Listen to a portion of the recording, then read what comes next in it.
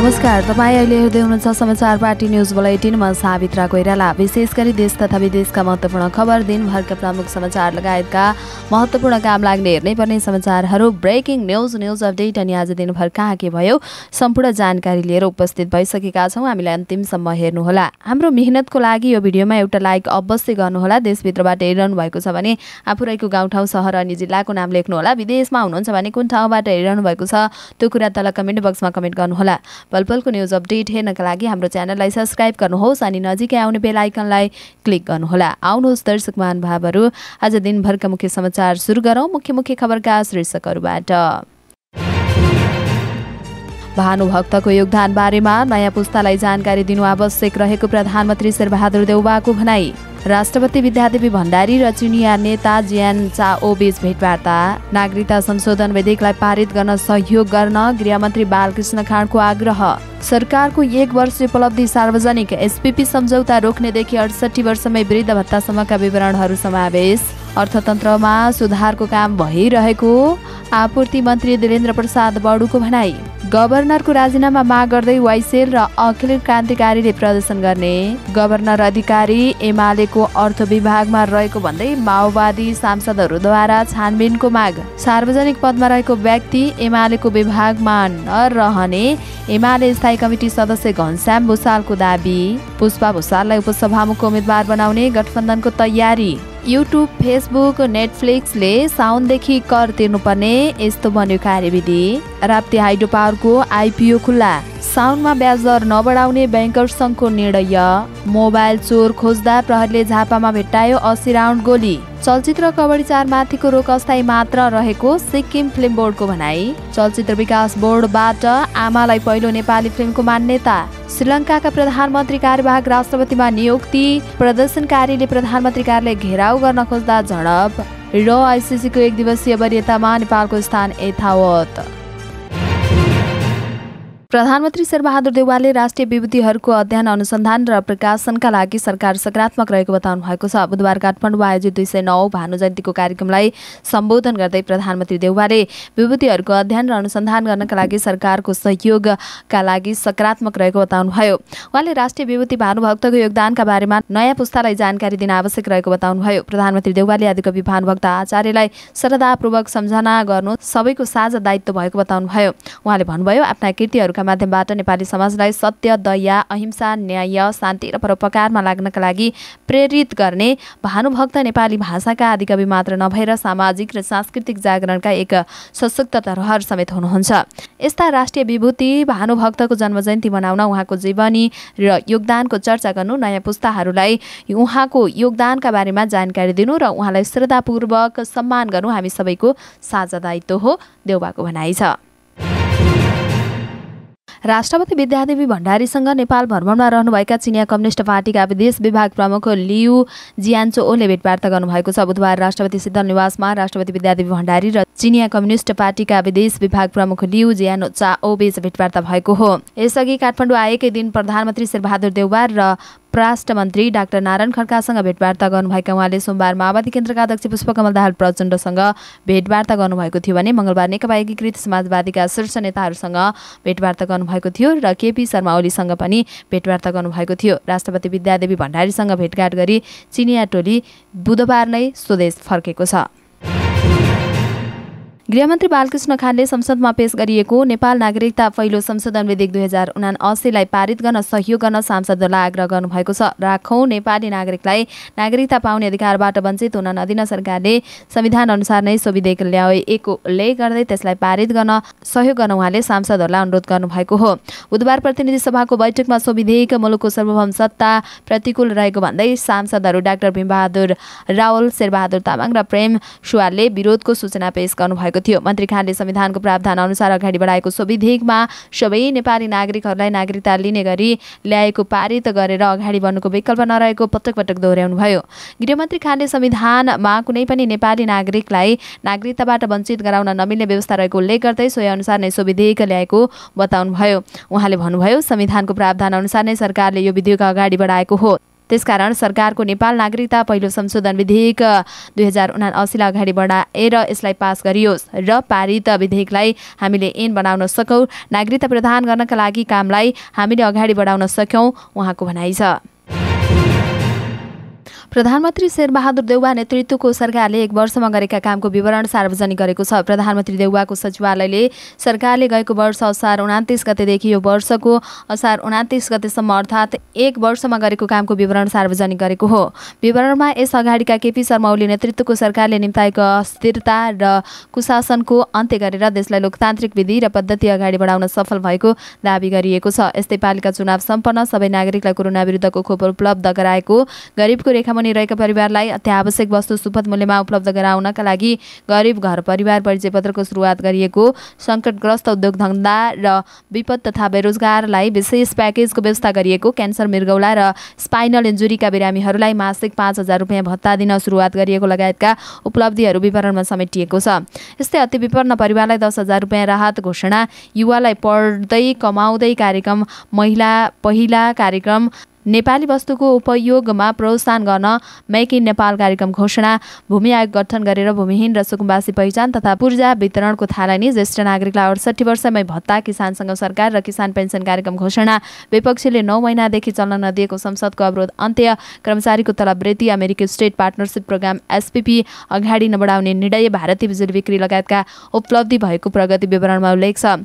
देउवा सरकारले सार्वजनिक गरेको 1 वर्ष उपलब्धिको विवरणमा उक्त कुरा उल्लेख छ।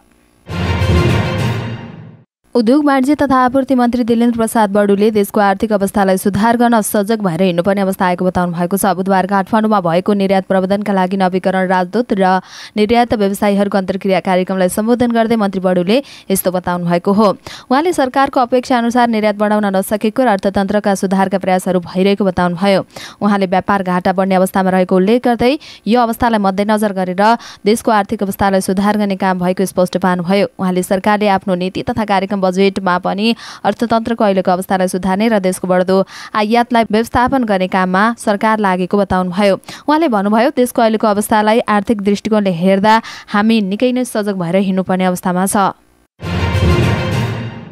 माओवादी केन्द्र निकट भातृ संगठनहरू आइसेल र अखिल क्रान्तिकारीले राष्ट्र बैंकका गभर्नर महाप्रसाद अधिकारीको बर्खास्त गर्न माग गर्दै प्रदर्शन गर्ने भएका छन्।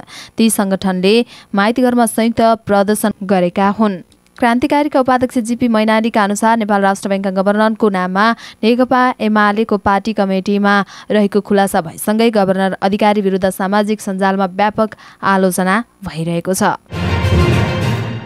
नेकपा एमालेको अर्थ तथा योजना विभागका सदस्य बनाएका एम अधिकारी भन्ने व्यक्तिको बारेमा संसदमा प्रश्न उठेको छ। प्रतिनिधि सभाको बुधबारको बैठकमा माओवादी केन्द्रका सांसदहरूले एमालेको अर्थ विभागमा रहेका एम अधिकारी खुट्टाङ भन्ने व्यक्ति नेपाल राष्ट्र बैंकका गभर्नर महाप्रसाद अधिकारी हो कि होइन भनेर प्रश्न गरेका हुन्। माओवादी केन्द्रका सांसद रेखा शर्माले राष्ट्र बैंकको ऐन तथा नियमले अनुसार गभर्नर, डेपुटी गभर्नर कुनै पनि दलमा आबद्ध व्यक्ति नियुक्ति हुन नमिल्ने व्यवस्था छ भन्दै यसबारे छानबिन गर्न माग गर्नुभएको छ। माओवादी केन्द्रका अर्का सांसद अमृता थापाले पनि यसबारे छानबिन गरेर दोषीलाई कारबाही गर्न माग गर्नुभएको हो। नेकपा एमाले असार 26 गते जारी गरेको अन्तर्पार्टी निर्देशनको अर्थ विभागमा उल्लेख एम अधिकारी खोटाङको भन्ने बारेमा बहस भइरहेको छ। धेरैले एम अधिकारी भनेर गभर्नर महाप्रसाद अधिकारी नै भन्ने बुझिएको र अधिकारीले भने ट्विटर मार्फत एमाले अर्थ विभागमा रहेको मानिस आफू नरहेको बताउनु भएको छ। नेकपा एमाले स्थायी कमिटी सदस्य घनश्याम भूषालले सार्वजनिक पद धारण गरेको व्यक्ति कुनै पनि पार्टीमा रहने व्यवस्था नभएको बताउनु भएको छ। गभर्नर महाप्रसाद अधिकारी एमालेको अर्थ तथा योजना विभागमा रहेको भन्ने प्रश्न उठेपछि उहाँले सामाजिक सञ्जाल फेसबुकमा स्पष्टीकरण दिनुभएको हो। भूषाल प्रमुख रहेको उक्त विभागमा एम अधिकारी खोटाङ सदस्य छन्। ती व्यक्ति गभर्नर महाप्रसाद अधिकारी हो या होइन भन्ने प्रश्नको जवाफमा भूषालले लेख्नु भएको छ। स्वयं गभर्नर महाप्रसाद अधिकारीले कुनै पनि राजनीतिक पार्टीमा आफ्नो संलग्नता नरहेको र उक्त व्यक्ति पनि आफू नभएको स्पष्ट पारिसक्नु भएको छ। भूषालले थप प्रष्टीकरणमा लेख्नु भएको छ, दोस्रो, हाम्रो कमिटी र विभागहरूमा त्यस्ता सार्वजनिक पद धारण गरेका व्यक्तिहरू रहने वैधानिक व्यवस्था पनि नभएको कुरा जानकारी गराउन चाहन्छु, उहाँले लेख्नु भएको छ। दलीय सत्ता गठबन्धनले नेपाली कांग्रेसकी सांसद पुष्पा भुसाललाई उपसभामुख उम्मेद्वार बनाउने तयारी गरेको छ। प्रतिनिधि सभाको उपसभामुख चयनका लागि 31 गते निर्वाचन हुँदैछ। संसद सचिवालयका अनुसार बिहिबार बिहान 11 देखि 1 बजेसम्मको लागि उम्मेदवारी दर्ताको समय तोकिएको छ। उम्मेदवारी चयन गर्ने विषयमा गठबन्धनको नेताहरूबीच छलफल भएको छ। छलफलका आधारमा भुसाललाई उम्मेद्वार बनाउने गरी गृह कार्य अगाडि बढाइएको छ। तर कांग्रेसका उपसभामुखका लागि भुसाल बाहेक डिला संग्रौला लगायतको पनि दाबी प्रस्तुत गर्दै आएका छन्। भुसाल भने उपसभामुखमा भन्दा मन्त्रीका लागि चाहना राख्दै आउनु भएको छ। नेताहरूका अनुसार मन्त्री नभए प्रमुख सचेतक पाउनुपर्ने भुसालको दाबी छ। तर उपसभामुख संवैधानिक परिषदको सदस्य रहने समेत भएकाले पनि भुसाललाई नै उपसभामुख बनाउनु पर्ने भनी प्रधानमन्त्री शेरबहादुर देउवाले नै प्रस्ताव राखेको कांग्रेसका नेताहरूको भनाइ छ। सरकारले आगामी आर्थिक वर्ष 1980 देखि विद्युतीय सेवा कर लगाउँदैछ। आर्थिक ऐन 2079 ले गैर बासिन्दा व्यक्तिले नेपालका उपभोक्तालाई उपलब्ध गराएको विद्युतीय सेवाको कारोबारको मूल्यमा विद्युतीय सेवा कर असुल गर्ने नीति ल्याएको हो। सो प्रावधान कार्यान्वयन गर्नका लागि आन्तरिक राजस्व विभाग विद्युतीय सेवा कर डिजिटल सर्भिस ट्याक्स सम्बन्धी कार्यविधि 2080 बनेको छ। कार्यविधि अनुसार विद्युतीय सेवा कर साउन 1 गतेबाट 2079 देखि कार्यान्वयनमा आउँदैछ। सरकारले पहिलो पटक विद्युतीय सेवा कर कार्यान्वयनमा ल्याउन लागेको हो। आन्तरिक राजस्व विभागका महानिर्देशक रितेश कुमार साकेका अनुसार यस नीति अनुसार अब YouTube, Facebook, Netflix, TikTok, Twitter, Google online व्यापार सहितका सेवाहरूले करको दायरामा समेटिनेछन्। Rapti hydro and general construction लिमिटेडले सर्वसाधारणका लागि साधारण सेयर निष्कासन गरेको छ। कम्पनीले बुधबारबाट सर्वसाधारणका लागि प्राथमिक सार्वजनिक निष्कासन आइपिओको खुला बिक्री गरेको हो। कम्पनीले यसअगाडि आयोजना प्रभावित क्षेत्रका बासिन्दाका लागि निष्कासन गरेको सेयर बिक्री नभएर बाँकी रहेका 37,623 किता सहित 26,66,240 किता सेयर निष्कासन गरेको जनाएको छ। निष्कासित सेयर मध्ये 3% अर्थात् 70,988 किता कर्मचारीका लागि र 5% अर्थात् 1,18,312 किता सामूहिक लगानी कोषका लागि सुरक्षित गरिएको छ। बाँकी रहेको 21,76,940 किता सेयरका लागि सर्वसाधारणका लागि आवेदन दिन सकिनेछ। लगानीकर्ताले आउँदो साउन 1 गतेसम्म न्यूनतम 10 कितादेखि अधिकतम 21 कितासम्म आवेदन दिन सक्ने र त्यस अवधिमा माग अनुसार नपरे समय थप हुने सार्वजनिक आह्वान पत्रमा उल्लेख छ। नेपाल बैंकर्स संघले साउन महिनामा पनि ब्याज दर नबढाउने निर्णय गरेको छ। वाणिज्य बैंकले साउन महिनाका लागि नेटसेप ब्याज दर 11.03% नै दिने सहमति गरेका हुन्। बैंकर्स संघको बुधबार बसेको बैठकले अवसरका लागि तोकिएको ब्याज दर नै निरन्तरता दिने निर्णय गरेको माछापुच्छ्रे बैंकका प्रमुख कार्यकारी अधिकृत सिइओ सन्तोष कोइरालाले जानकारी दिनुभयो। राष्ट्रिय गभर्नर महाप्रसाद अधिकारी लगातार ब्याज दर बढ्न सक्ने बताउँदै आउनु भएको छ। गभर्नर अधिकारीले सार्वजनिक मञ्चबाट ब्याज दर बढ्न सक्ने बताए पनि बैंकर्स संघले भने स्थिर राख्ने निर्णय गरेको हो। बैंकरले हरेक महिना निक्षेप नयाँ ब्याज दर सार्वजनिक गर्नुपर्ने व्यवस्था छ। पछिल्लो केही महिना यता लगानी योग्य रकम अभाव हुँदा बैंकहरूले निक्षेपको ब्याज दर लगातार बढाउँदै आएका छन्। झापाको जिल्ला सदरमुकाम भद्रपुर स्थित प्रियङ्का मोबाइल पसलमा गत शुक्रबार सटर फुटाएर चोरी भयो। राजु अग्रवालले सञ्चालन गरेको पसलबाट 29वटा मोबाइल सेट, 2वटा घडी र नगद 61,500 चोरी भयो। जिल्ला प्रहरी कार्यालय भद्रपुर मजुरी परेपछि प्रहरीले घटनाको अनुसन्धान थाल्यो। सञ्चालक अग्रवालले हराएको मोबाइलमध्ये केही IMEI नम्बर प्रहरीलाई टिपाए। त्यसको आधारमा टेस्ट गर्दै जाँदा एउटा मोबाइल भद्रपुर 5 का एक व्यक्तिको सिम कार्डमा सक्रिय देखियो।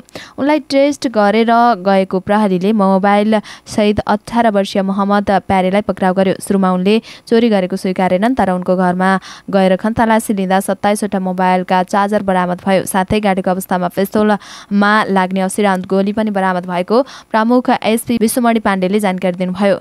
पोखरेलका अनुसार प्रमुख एसपी विश्वमणि पोखरेलले बताउनुभयो। पोखरेलका अनुसार प्रारम्भिक बयानमा उनले भारतबाट गोली ल्याएको बताएका छन्। थप खुलाएका छैनन्। गोलीबारे थप अनुसन्धान भइरहेको बताइएको छ। अन्य मोबाइल पनि भारततिर बिक्री गरिसकेको हुन सक्ने आशंका गरिएको छ। सिक्किम सरकारले अहिले नेपाली फिल्म कबड्डी 4 को सार्वजनिक प्रदर्शनमा रोक लगाइरहेको अवस्था छ। जेठ 31 गते मुख्यमन्त्री प्रेम तामाङ गोलेले धार्मिक तथा सामाजिक सद्भाव कायम गर्नका लागि फिल्मलाई प्रतिबन्ध लगाएको बताउनु भएको थियो। प्रदर्शनमा रोक लगाएको आगामी शुक्रबार 1 महिना पुग्दैछ। यस्तोमा सिक्किम फिल्म प्रदर्शन बोर्डले कबड्डी 4 लाई लगाइएको रोक अस्थायी मात्र भएको जनाएको छ।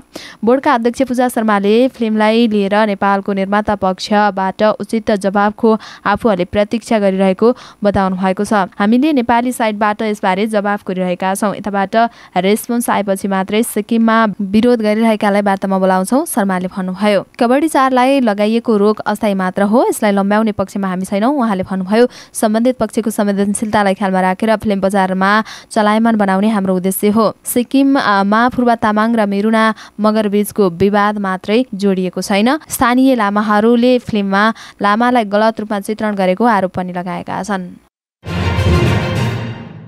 पहिलो नेपाली फिल्म कुन होला? हाजिरी जवाफमा सोधिने यो प्रश्नको दुईवटा उत्तर आउने गर्थ्यो, हरिश्रन्द वा आमा।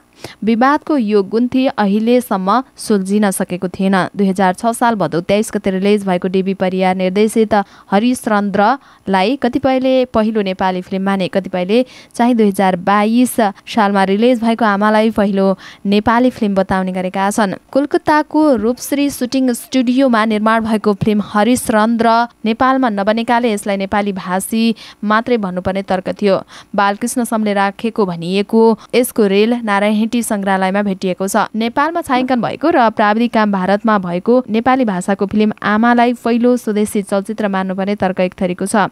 सरकारले प्रचार प्रसार विभागले निर्माण गरेको यो फिल्ममा भुवन थापा चन्द, शिवशङ्कर मानन्द र चैतन्य देवीको मुख्य भूमिका छ। विवाद चर्किँदै जाँदा दिनेश ऋषि नेतृत्वको तत्कालीन चलचित्र निर्देशक समाजले सञ्चार मन्त्रालयले पहिलो नेपाली फिल्मको आधिकारिकता माग्दै पत्र लेखेको थियो, तर मन्त्रालयले पनि यसको उत्तर अहिलेसम्म दिएको छैन। तर नेपाली फिल्ममा आधिकारिकताको विषयमा विवाद चलचित्र बोर्डदेखि विभिन्न ठाउँमा मुख खोलेर चलेको छ। बोर्डले हरिसिंह खत्री निर्देशित फिल्म आमालाई नेपालको पहिलो फिल्म मान्दै डिजिटाइजेसन समेत गरेको छ। आधिकारिक वेबसाइटमा आमालाई पहिलो नेपाली फिल्म मानिएको छ।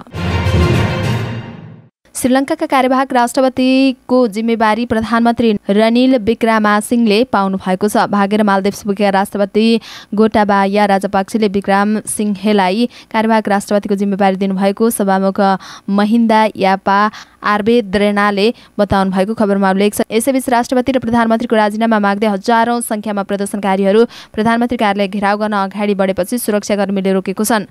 प्रदर्शनकारी र प्रहरीबीच झडप भएको थियो र केही सामान्य घाइते भएको जनाइएको छ। प्रहरीले दर्जनौं सेल असर ग्यास, केही राउन्ड हवाई फायर तथा रबरका गोली चलाएको छ। प्रधानमन्त्री कार्यालय जाने राजकीय मवथा सडकमा असर ग्यासको धुवाँले ढाकिएको थियो। सडकमा गोली चलेको समेत आवाज सुनिएको प्रत्यक्षदर्शीहरूले बताएका छन्। श्रीलङ्कामा सङ्कटकाल लागू भएको छ।